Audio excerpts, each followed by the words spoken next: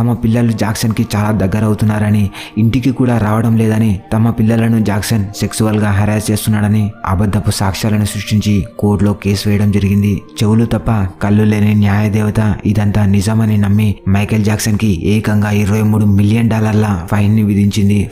అంతేకాకుండా ఇతని శత్రువులు మైకేల్ జాక్సన్ ఒక ట్రాన్స్జెండర్ అనే రూమర్ని క్రియేట్ చేశారు. ఇలా మానసికంగా ఎన్ని విధాలుగా వేధించాలో అన్ని విధాలుగా వేధించారు. బతుకున్న శివంలా మార్చారు. ఈ సమయంలో మైకేల్ జాక్సన్ ఈ బాధను తట్టుకోలేక నిద్ర మాత్రలను మింగటం మరియు డ్రగ్స్కి అడిక్ట్ కావడం జరిగింది. ఆఖరికి తను సొంత ఖర్చులకు కూడా ఇబ్బంది పడటంతో నెవర్లాండ్లోని చాలా షేర్లను అమ్మివేయడం జరిగింది. ఇలాంటి తీవ్రమైన ఇబ్బందుల్లో మైకేల్ జాక్సన్ ఒక మాట అనేవారు, నా తల్లిదండ్రులు కనుక ఈ రోజు నా పక్కన ఉంటే నాకు ఈ దుస్థితి కలిగేది కాదని, బహుశా వారిని దూరం చేసుకోవడం వల్లే నాకు ఈ రోజు ఇన్ని కష్టాలు వచ్చి ఉండొచ్చని బాధపడేవాడు. ముందు చూపులేని మరియు అదుపులేని దాన ధర్మాలు, సొంత ఖర్చులు, ఆపదలో ఉన్న వారికి అధిక